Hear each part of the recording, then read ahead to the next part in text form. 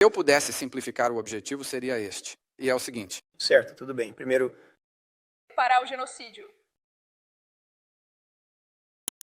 continuar. O objetivo é transferir poder e ação dentro da nossa agência para os departamentos regionais e para nossas embaixadas em tudo o que fazemos. Queremos que nossa política externa seja holística. Isso significa que, em um mundo onde é preciso conduzir uma política externa real de forma madura e estruturada, existem maneiras pelas quais você vai ter que equilibrar tudo isso. Parem o genocídio. Parem agora. Vocês vão exterminar 3,5 milhões de pessoas num instante. Na verdade, senador Rubio, estamos fazendo progressos. Agora já há protestos em inglês, então... Lembra disso? Sim. Lembra da última vez. Então precisamos entender, e é por isso que achamos tão importante que nossos departamentos regionais estejam no centro e no coração de tudo o que fazemos. E a realidade é que muitos desses programas eles podem ter, alguns são bons programas. Alguns fazem todo o sentido do mundo e queríamos dar continuidade a esses programas. Parem o genocídio em Gaza. Pode continuar. Alguns desses programas fazem todo o sentido do mundo, mas eu quero passar para a Ucrânia porque ouvimos a conversa que o presidente teve com Vladimir Putin, a conversa telefônica, em que Putin não concordou com nenhuma negociação significativa que pudesse acabar com esta guerra na Ucrânia. Como o presidente Trump admitiu, Vladimir Putin está tirando vantagem dele. Agora, temos um projeto de lei bipartidário no Senado que é liderado pelo Lindsey Graham. Ele tem 80 patrocinadores. Eu entendo que os membros da Câmara estão prontos para levar isso adiante com uma petição de desarquivamento se aprovarmos no Senado. Quanto tempo mais até conseguirmos conter Putin? E você está preparado para apoiar esse projeto de sanções que Graham, Blumenthal e outros 78 membros do Senado apoiam?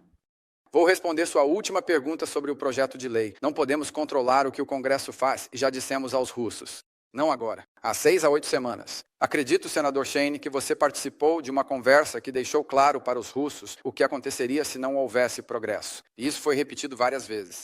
Eu também gostaria de ressaltar, e isso é importante, que nenhuma sanção, nenhuma sequer, foi retirada dos russos. Todas as sanções que estavam em vigor sob a administração anterior continuam em vigor. Então, essa ideia de que abrimos mão de influência, temos a mesma influência hoje que tínhamos na administração anterior. O que nós estamos... Bem, eu diria, senhor secretário, que a influência que perdemos foi tirar a possibilidade de adesão à OTAN da mesa, retirar o compromisso de continuar ajudando os ucranianos com compartilhamento de inteligência e com equipamentos e armamentos militares de que eles precisam para lutar nesta guerra. Bem, isso continua. Houve uma pausa de uma semana. Tudo isso foi reiniciado e contido. Mas isso era compartilhamento de inteligência, porém não cobre os equipamentos e armamentos que são... Esse programa não foi cancelado, eles continuam recebendo armamentos dos Estados Unidos. E nós continuamos a financiar o que a Ucrânia, os ucranianos precisam, como o presidente, e você está preparado para aprovar outro projeto suplementar para apoiá-los nisso? Bem, essa é uma decisão diferente. A Casa Branca teria que decidir se levaria ou não um pedido suplementar ao Congresso. Mas tudo o que já foi aprovado e destinado pelo Congresso está em andamento. Na verdade, na medida em que os ucranianos pediram algo a mais, o que eles solicitaram foram defesas aéreas, unidades Patriot, que sinceramente nós não temos. Mas estamos trabalhando em estreita colaboração com nossos aliados da OTAN. Há aliados da OTAN que possuem algumas baterias de mísseis Patriot que poderiam fornecer ou transferir para os ucranianos para defender, por exemplo, o espaço aéreo de Kyiv e de outros lugares. E temos incentivado nesse sentido e trabalhado junto com nossos parceiros para viabilizar a entrega de alguns desses sistemas. Como você pode imaginar, nenhum desses países quer abrir mão de seus sistemas Patriot também, mas não conseguimos fabricá-los rápido o suficiente e parte do desafio na Ucrânia é que as munições estão sendo consumidas muito mais rapidamente do que a capacidade do Ocidente, não só a nossa, de produzi-las. Dito isso, sobre a questão da Ucrânia, aqui está algo em que todos podemos concordar. Não há uma solução militar para essa crise. Certo. Isso terá que terminar em um acordo negociado. E o desafio fundamental que temos na Ucrânia é o seguinte: a Rússia quer o que ela não possui atualmente e ao que não tem direito, e a Ucrânia quer o que não pode recuperar militarmente. E esse tem sido o cerne do desafio. Eu não discordo disso em certo nível. Mas, por outro lado, o que Vladimir Putin está fazendo agora é ganhar tempo e ele está manipulando este presidente como se fosse um fantoche. E quanto mais tempo ele prolonga isso, mais oportunidades ele tem de ganhar território na Ucrânia e mais difícil será trazê-lo para a mesa de negociações. O que precisamos fazer é pressionar Vladimir Putin de todas as formas possíveis para garantir que possamos levá-los à mesa de negociações. Bem, eu discordo dessa analogia de brincar com um violino, porque, na verdade, quando Vladimir Putin acordou esta manhã, ele estava sob o mesmo conjunto de sanções que sempre teve desde o início deste conflito, e a Ucrânia ainda estava recebendo armamentos e remessas de nós e de nossos aliados. E a União Europeia está prestes a impor sanções adicionais, e os Enuana estão procurando novos sistemas Patriot para poder transferi-los de outras nações da OTAN para as mãos dos ucranianos. E o que o presidente está tentando fazer é acabar com uma guerra. Ele está tentando encerrar uma guerra sangrenta e custosa que nenhum dos lados pode vencer. Todos apoiam. Pessoas estão morrendo todos os dias. Então, mas essa ideia de que eu não... O que o Putin ganhou com tudo isso? Ele não conseguiu uma única concessão. Nenhuma sanção foi suspensa para ele. Ele ganhou tempo. E quanto mais tempo ele tem com essa pressão adicional sobre a Rússia, mais incentivo ele tem para continuar a conquistar território e continuar a ganhar tempo. Mas eu só quero chegar a uma última pergunta, porque meu tempo está acabando. E é o seguinte, eu recentemente escrevi uma carta para você sobre a emissão de ordens executivas para milhares de aliados afegãos. Essas são pessoas que lutaram ao lado do nosso exército durante a guerra no Afeganistão. Eles ficaram presos no Catar, na Albânia, no Paquistão, no Afeganistão. São pessoas que já foram investigadas e aprovadas. Eles estão prontos para viajar para os Estados Unidos. E a pergunta que eu faço é, este governo vai permitir que eles venham para os Estados Unidos, como prometido? Porque, a menos que estejamos dispostos a cumprir nossos compromissos com essas pessoas que estiveram dispostas a lutar e morrer ao nosso lado, como poderemos pedir que alguém faça isso novamente? Sim, há alguns pontos. Algumas dessas questões, acho que o que está se misturando aqui é se nós vamos pagar para que eles voem para os Estados Unidos, uma vez que o visto é emitido, ou se eles precisam encontrar seu próprio meio de transporte para os appointments. Então, são dois tópicos separados. Nosso pagamento para trazer as pessoas, mas também a emissão dos vistos. E quando isso ainda está passando por uma revisão interna para decidir quem será autorizado a entrar. Houve uma revisão do processo de triagem que foi utilizado. Francamente, foram encontrados alguns erros no processo de triagem anterior que nos preocupam. Estou separando desse grupo as pessoas já avaliadas por nós, porque trabalhamos com elas durante anos, no serviço ao lado das nossas forças de inteligência ou operadores especiais em campo, do grupo mais amplo. Lembre-se, eles também trazem dependentes. Houve preocupações no início sobre congelar ou desacelerar esse programa, até que pudéssemos determinar se estávamos realmente fazendo a triagem adequada das pessoas que viriam para os Estados Unidos. Esse processo continua em andamento e acredito que teremos respostas mais concretas para você, o que sei que não é satisfatório agora. Tivemos muita coisa acontecendo, mas isso é algo sobre o qual ouvimos bastante dos nossos parceiros do Departamento de Defesa e de outros na comunidade de inteligência e estamos trabalhando para avançar nisso. Meu tempo acabou. Mas, só para esclarecer, na semana passada, a secretária Noem anunciou que o status de proteção temporária, que eu entendo que não é exatamente a mesma coisa, mas para mais de 8.000 afegãos, terminaria em 12 de julho. Muitas dessas pessoas são, novamente, pessoas que lutaram e morreram ao lado dos nossos homens e mulheres nas Forças Armadas. E para nós enviá-los de volta, certamente, a morte nas mãos do Talibã simplesmente não é o que foi prometido a eles quando concordaram em lutar conosco. Obrigado, senhor presidente. Senhor secretário, eu queria falar com o senhor sobre os interesses pessoais de negócios do presidente. Durante seu primeiro mandato, ele tomou a decisão de não fechar nenhum novo negócio. Durante sua presidência, de que empresas afiliadas a Trump não fariam nenhum acordo comercial estrangeiro. E isso fazia sentido, porque obviamente pode ser confuso para governos estrangeiros saber como tentar ganhar o favor do governo do Zé Orsini, se eles têm uma rota fazendo concessões que são boas para a segurança nacional do Zé, e também tem outra rota, que talvez seja ajudar os interesses comerciais do presidente. O presidente, obviamente, mudou essa política. E nesta administração, seus interesses comerciais estão anunciando novos acordos e novos investimentos nesses interesses comerciais por parte de governos estrangeiros. E eu acho que é lógico pensar que isso cria um problema real para a política externa e cria um problema para os governos estrangeiros, pois eles não sabem exatamente qual é a melhor maneira de tentar ficar em bons termos com o governo do ZEUA e com a Casa Branca. É fazer o que é certo para a segurança nacional americana, ou pode ser também fechar um negócio com o presidente dos Estados Unidos ou com as entidades que ele controla? Só para esclarecer, quando as empresas do presidente estão envolvidas em negociações, por exemplo, com os Emirados Árabes Unidos, sobre o negócio deles de stablecoin, houve um grande investimento anunciado recentemente. Você não faz parte dessas negociações. Essas estão sendo feitas pela família do presidente ou por aqueles que representam os negócios do presidente. Não tenho conhecimento de que o presidente esteja envolvido na administração de qualquer negócio além da presidência dos Estados Unidos. A família dele tem permissão para fazer negócios. Eles continuam a operar as empresas que a família dele administrava. Também não aceito a ideia de que esses negócios, por exemplo, na Arábia Saudita, nos Emirados Árabes Unidos ou no Catar, tenham qualquer relação com o presidente. Por exemplo, o cortador comprou 200 bilhões em aviões da Boeing. O presidente, até onde eu sei, não é acionista, certamente não é dono da Boeing.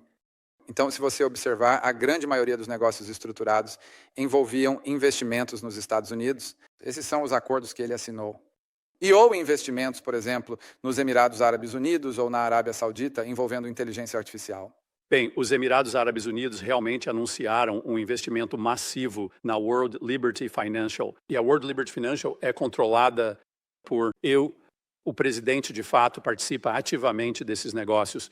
Ele usa suas redes sociais para divulgar os negócios que são administrados por sua família. Quero dizer, basta acessar o perfil dele nas redes sociais e você verá ele promovendo suas meme coins. Então, esse é o presidente dos Estados Unidos. Não são os filhos dele. Mas só para deixar claro, isso não fazia parte disso. Isso não foi um anúncio como parte disso. A visita comercial que foi realizada ao Oriente Médio. Bem, independentemente de ter sido feito durante o período em que o presidente estava lá, é evidente que há negócios sendo realizados entre entidades ligadas a Trump e esses países. Deixe-me perguntar sobre aquele que provavelmente é o mais confuso para esta comissão. É do seu entendimento que esse avião de luxo que o Qatar ofereceu ao presidente e que o presidente anunciou, ele está disposto a aceitar? É um presente para o governo dos Estados Unidos? Ou é um presente, no fim das contas, para o próprio presidente, que ele pode usar em sua biblioteca? Bem, você teria que falar com o Departamento de Defesa, porque isso é uma substituição, ou pelo menos um avião provisório para o Air Force One, o novo Air Force One, que está muito atrasado em seu cronograma de entrega.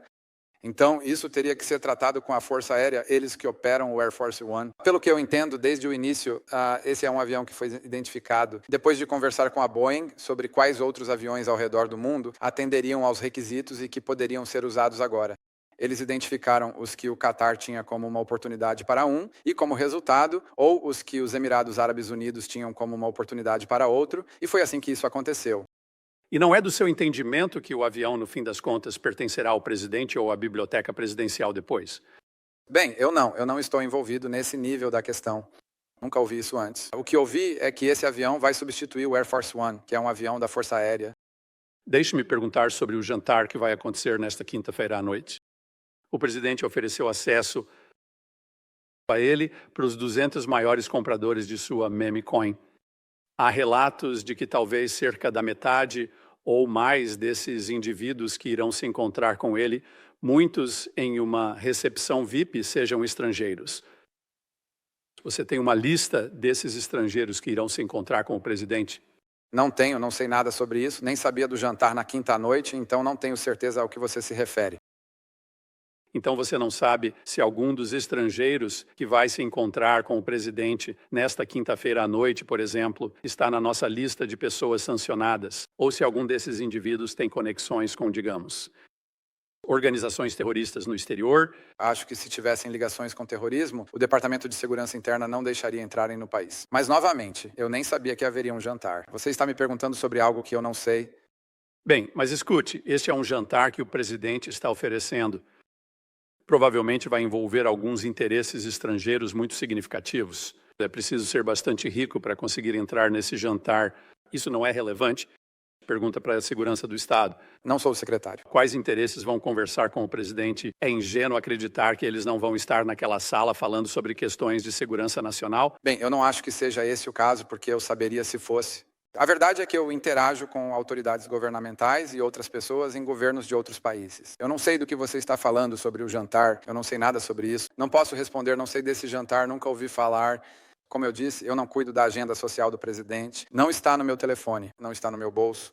Eu realmente não sei. Não posso comentar sobre um jantar do qual não sei nada. Sim, acho que isso representa um problema real para este comitê, porque claramente existe uma forma de contornar o Departamento de Estado para que indivíduos estrangeiros de grande influência e riqueza possam fazer lobby diretamente com o presidente dos Estados Unidos. Não acho que seja justo. Você não sabe que isso está acontecendo? Não sei disso. Existe um jantar, mas não sei se há jantar ou quem está na lista de convidados. Já encontrei o presidente da FIFA, da Copa do Mundo, ele está sempre aqui. Eu vejo ele é um indivíduo privado. Não é uma entidade governamental. Encontrou-se com o presidente, amigo do presidente. Ele não precisa passar por mim para se encontrar com o presidente. O presidente tem relacionamentos, amigos e pessoas que conhece há muito tempo. Alguns deles são estrangeiros. Isso não é incomum. Mas você está me perguntando sobre um jantar específico e insinuando vários impactos. Não posso comentar sobre uma reunião com o presidente. Acho que você provavelmente deveria se esforçar para conseguir a lista, para garantir que não haja indivíduos ali que talvez estejam contrariando os interesses de segurança nacional. Que o departamento de... Não tenho nenhuma preocupação quanto a isso. Não tenho nenhuma preocupação de que o presidente jantar com alguém vá contrariar a segurança nacional dos Estados Unidos. Obrigado, senhor presidente. Senhor secretário, quero lhe perguntar sobre o programa. É o Programa de Assistência a Refugiados dos Estados Unidos. E esse é um programa do qual o Departamento de Estado é o gestor, mas junto com outros secretariados do gabinete, como o DHS e o HHS, o Departamento de Estado exerce o papel principal de gestão e é como administrar os EUA, programas de assistência a refugiados em conjunto com contratados que ajudaram os Estados Unidos nisso.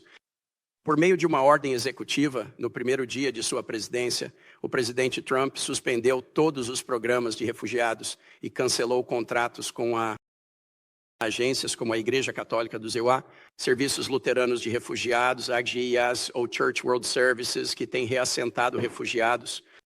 Esses programas estão suspensos. Há litígios a respeito, mas até onde eu sei, os Estados Unidos não. Ou a administração não revogou a ordem executiva. Portanto, essencialmente por parte desta administração, não há programas de refugiados para ninguém, exceto. No início de fevereiro, o presidente anunciou um programa especial de refugiados para fazendeiros africânderes, justificado A, por algumas preocupações com a política externa sul-africana, mas B, pela alegação de que esses eram indivíduos perseguidos. Então, neste momento, o EUA é o programa de refugiados. Permite um programa especial para fazendeiros africânderes, cujo primeiro grupo chegou ao aeroporto Dulles, na Virgínia, não faz muito tempo, enquanto interrompe o programa de refugiados. Para todos os demais, você acha que os fazendeiros africânderes são o grupo mais perseguido do mundo? Acho que aquelas 49 pessoas que vieram certamente sentiram que eram perseguidas. E elas passaram por todos os critérios que precisavam ser cumpridos em relação aos requisitos para isso. Elas vivem em um país onde fazendas são tomadas, a terra é tomada com base racial. Você acha que eles são mais perseguidos do que os uigures ou os rohingyas? Ou mais perseguidos do que dissidentes políticos em Cuba, Venezuela ou Nicarágua? Mais perseguidos do que aqueles que seriam ameaçados? Eles deveriam ser devolvidos ao Afeganistão pela violência do Talibã? Bem, o problema que enfrentamos aí é o problema do volume. Se você olhar para todas as pessoas perseguidas do mundo, são milhões de pessoas, elas não podem todas vir para cá. E nós tínhamos programas de refugiados que estavam servindo como um imã para as pessoas virem para cá. Por que priorizar fazendeiros africanos? Bem, porque é um subconjunto pequeno, é uma questão nova. E o presidente identificou isso como um problema e quis usar como exemplo. Mas isso é diferente de ter esses programas de refugiados que basicamente gastavam dinheiro para acomodar pessoas em comunidades e recebê-las. E isso estava funcionando como um imã. Milhões de pessoas entraram no país ilegalmente e hoje a fronteira está selada. Deixe-me te desafiar e vou dizer isso para o público. Se você quer entender sobre a suposta perseguição aos fazendeiros africânderes, vá olhar para a composição do governo sul-africano. Desde julho de 2024, há um governo de unidade nacional e o partido de oposição ao ANC, o Partido Africâner, a Aliança Democrática, faz parte da coalizão governante. Eles se juntaram à coalizão governante há 1 ano e o líder desse partido recebeu a responsabilidade de ministro da Agricultura, John Steenhuisen. Ele é o líder do antigo Partido Africâner, ainda amplamente representando os africâneres. Ele é o ministro da Agricultura na África do Sul neste momento. Eu afirmo que essa alegação de que há perseguição aos fazendeiros africâners é completamente falsa. Você sabe se durante o apartheid na África do Sul, os Estados Unidos criaram algum programa especial para permitir que negros sul-africanos tratados como cidadãos de segunda classe viessem para cá? Um programa para que pudessem pedir status de refugiado no ZEUA?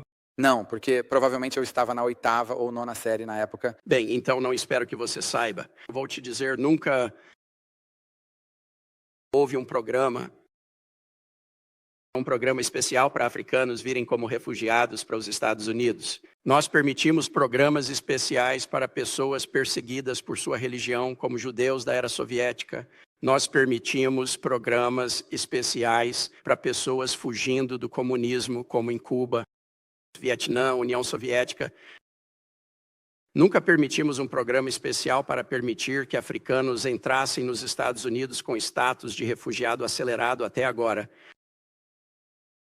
Agricultores vivendo em uma nação governada por um governo de unidade nacional, que inclui o principal partido africâner e, na verdade, até um partido africâner ainda mais à direita, que também faz parte do governo de coalizão. Agora, o senhor concordaria comigo, senhor secretário, que se estamos interpretando a expressão legal, um medo bem fundamentado de perseguição, devemos tentar fazer isso de maneira imparcial?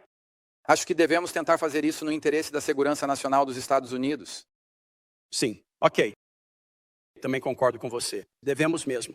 Devemos tentar fazer isso de maneira imparcial. Então, por exemplo, deveríamos dizer que se você é perseguido por causa da sua religião, vamos deixar você entrar se for cristão, mas não se for muçulmano.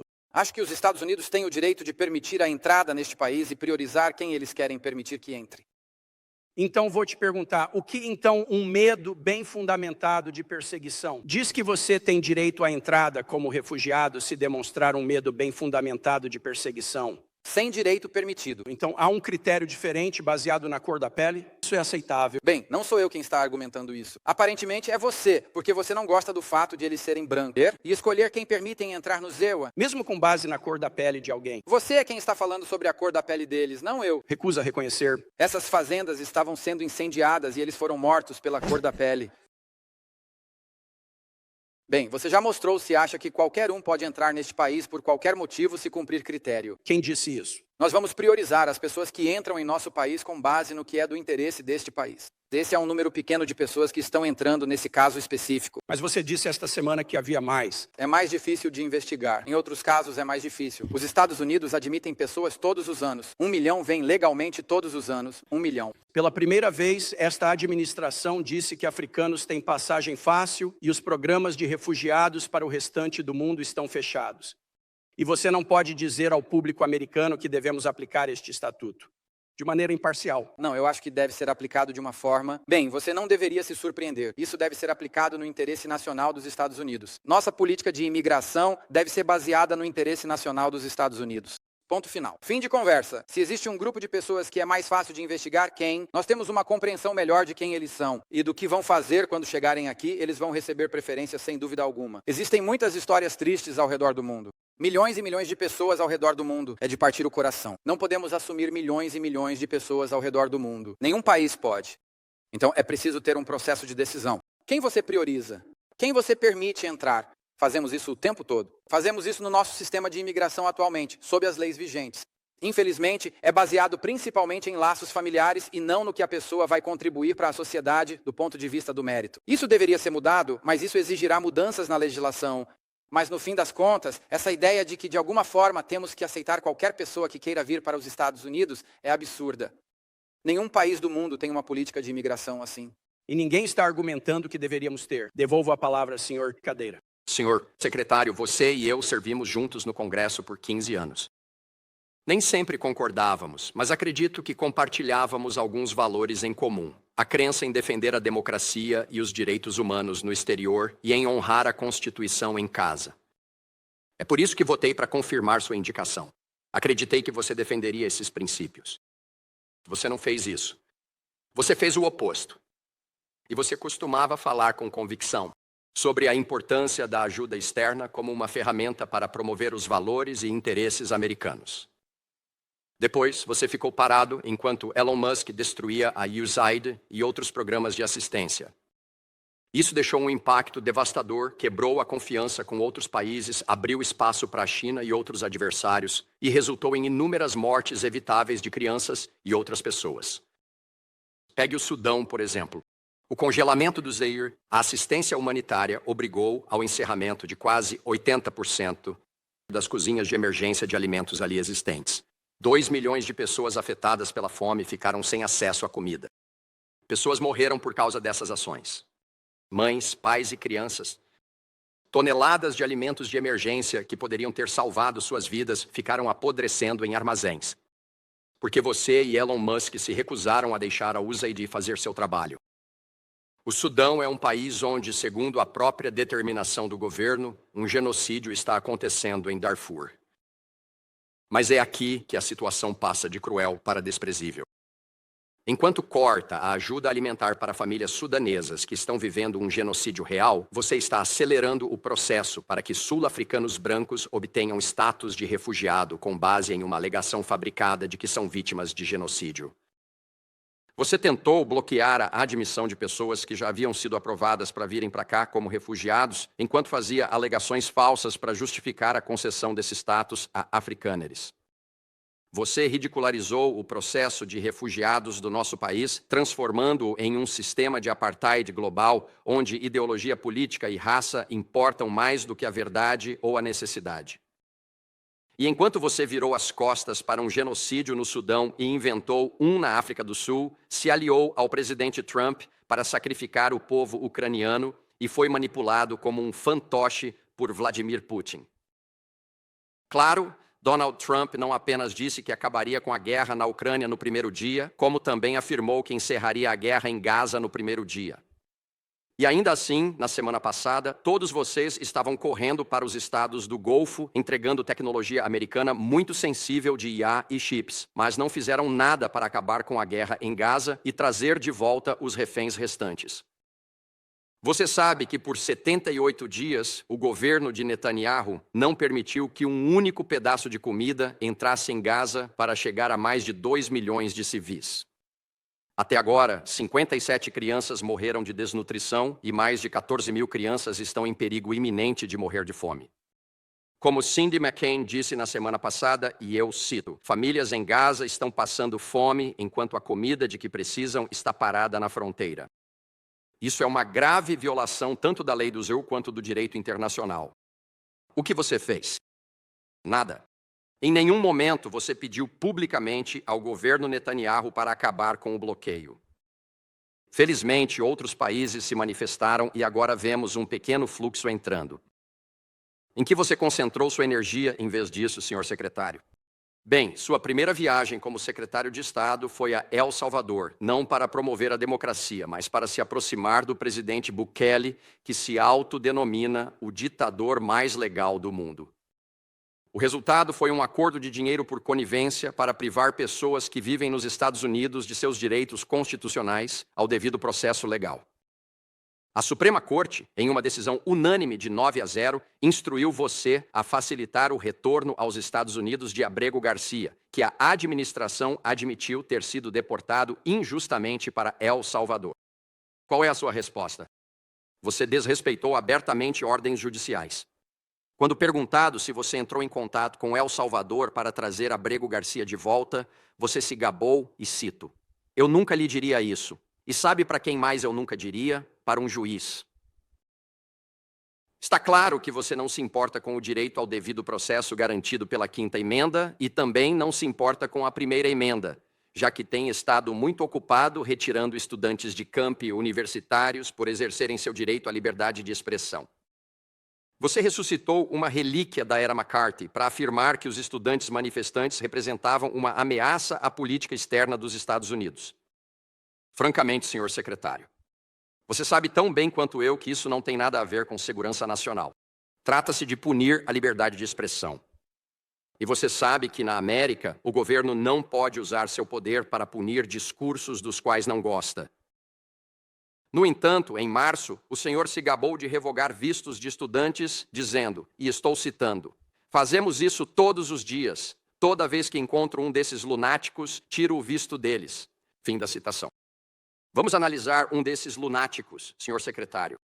A senhora Ozturk, o crime dela foi coassinar um artigo de opinião no jornal da faculdade criticando a resposta da Universidade Tufts à guerra em Gaza. O seu próprio departamento não encontrou nenhuma ligação com terrorismo, nenhuma declaração antissemita, mas mesmo assim o senhor cancelou o visto dela e a enviou para um centro de detenção na Louisiana. E a lista continua. O juiz federal no caso de Mohsen Madawi, que era o estudante da Colômbia, que foi surpreendido por agentes federais em sua cerimônia de cidadania, disse, e cito, "Este é o juiz. Residentes legais que não foram acusados de crimes ou má conduta estão sendo presos e ameaçados de deportação por expressarem suas opiniões sobre questões políticas do momento." Nosso país já passou por momentos assim antes, especialmente durante o Pânico Vermelho e as batidas de Palmer. Assim como as caças às bruxas da era McCarthy nos anos 1950, sua campanha de medo e repressão está corroendo os valores fundamentais da nossa democracia. Naquela época, bastou uma voz, a do advogado Joseph Welch, para atravessar a histeria com uma pergunta simples, que marcou o início do fim daquela era vergonhosa. Ele perguntou ao senador McCarthy, "O senhor não tem senso de decência?" E eu lhe faço a mesma pergunta, secretário Rubio. Você demonstrou, por meio de suas palavras e ações, qual é a resposta. E preciso lhe dizer, de forma direta e pessoal, que me arrependo de ter votado em você para secretário de Estado. Cedo a palavra. Posso responder? Você pode falar. Bem, antes de tudo, seu arrependimento por votar em mim confirma que faço um bom trabalho, pelo que sei. Isso é só uma declaração leviana, secretário. Posso responder, senhor? Presidente? Pode sim. Eu não fiz uma pergunta. Senador, deixe o secretário falar. Eu ficaria feliz em fazer isso, mas depois respondo à pergunta dele. Seu tempo acabou, senador, e devo dizer que foi muito mal utilizado. Seus comentários não representam a opinião desta comissão. Bem, senhor presidente. Secretário, por favor. Bem, eu gostaria de... Não posso responder a tudo o que ele disse, porque muita coisa não é verdade, mas vou abordar alguns pontos. Antes de tudo, na verdade, tenho muito orgulho do trabalho que fizemos com a USAID. Por exemplo, não me arrependo de cortar 10 milhões de dólares para circuncisões masculinas em Moçambique. Eu não sei como. Isso nos torna mais fortes e mais prósperos como nação. Não me arrependo dos serviços de apoio psicossocial. Eu levanto a data de vencimento, senhor secretário. Senador, peço que suspenda. O senhor teve 7 minutos seguidos. Eu escolhi usar meu tempo dessa forma, senhor presidente. É meu direito usar o tempo dessa maneira. Por favor, suspenda, secretário Rubio. Bem, eu posso continuar. Quero dizer, há outras coisas aqui. Gastamos 227 mil dólares no canal do Big Cat no YouTube com recursos da USAID. Gastamos 14 milhões de dólares para a coesão social no Mali, seja lá o que isso signifique. Então eu posso continuar indefinidamente. Tenho a lista aqui e tem mais. Nem trouxe a lista completa. No caso de El Salvador, com certeza. Com certeza. Nós deportamos membros de gangues.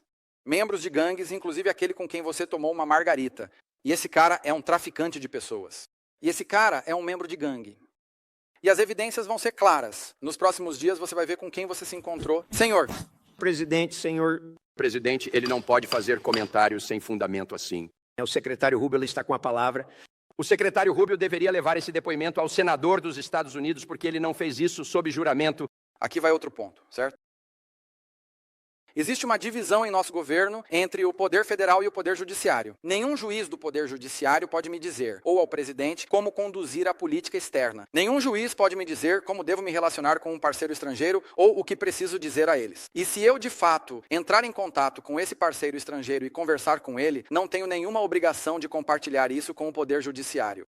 Assim como um juiz não pode me ordenar a negociar com um ministro das Relações Exteriores da Rússia, ele também não pode me ordenar a negociar com um ministro das Relações Exteriores ou o presidente de El Salvador. E se eu de fato negociei com eles, o que já respondemos a eles e já dissemos isso. Já tivemos comunicações com o presidente de El Salvador e eu não tenho nenhuma obrigação, segundo a nossa divisão de poderes neste país, de informar ao poder judiciário como conduzir a diplomacia dos Estados Unidos. Na verdade, isso seria contraproducente. Se eu começasse a compartilhar com os tribunais, ou, sinceramente, com a mídia, minhas conversas com líderes estrangeiros e todos os seus detalhes, nenhum líder estrangeiro voltaria a falar comigo, e nós quebraríamos a confiança com eles. Eu cumpri todas as ordens judiciais. O que eu não vou cumprir é uma ordem para divulgar o que estou dizendo e sobre o que estamos conversando com um líder estrangeiro, porque aí eles não falarão mais comigo. A diplomacia não funciona assim. Eu não sei sobre os vistos de estudante. Deixe-me dizer o seguinte, eu não deporto ninguém e não agarro ninguém à força. O Departamento de Estado não tem agentes nas ruas agarrando todo mundo. O que eu faço é revogar vistos, e é muito simples. Um visto não é um direito, é um privilégio. As pessoas solicitam vistos de estudante para virem aos Estados Unidos e estudar. E se você me disser que está vindo para os Estados Unidos para liderar cruzadas no campus, tomar bibliotecas e tentar incendiar prédios e cometer atos de violência, nós não vamos permitir isso. O que a senhora Osterk fez? Concederemos visto. Foi isso que ela fez, senhor secretário? Se você vem para cá causar confusão em nossos campi, vamos negar seu visto. E se você tiver um visto e nós encontrarmos, você vamos revogá-lo. E nós vamos fazer mais. Ainda virão mais ações. Vamos continuar a revogar os vistos de pessoas que estão aqui como convidadas e estão perturbando nossas instituições de ensino superior. As pessoas estão pagando dinheiro, esses jovens pagam para estudar. E eles têm que passar por um monte de lunáticos que estão aqui com vistos de estudante. Eu quero fazer mais. Espero que possamos encontrar mais dessas pessoas. Outro dia, alguns caras lideraram um motim. Eu esqueci em qual universidade foi. E eu pedi, por favor, vocês podem encontrar os registros de prisão de todas as pessoas que foram presas naquele motim, naquele campus? Porque se algum deles tiver visto, nós vamos revogá-lo. Eu me sinto muito mais seguro quando vocês prendem pessoas como a senhora Osterk, senhora secretária. Já tivemos tempo suficiente sobre esse assunto. Muito obrigado. E agora vamos passar para o senador Lee.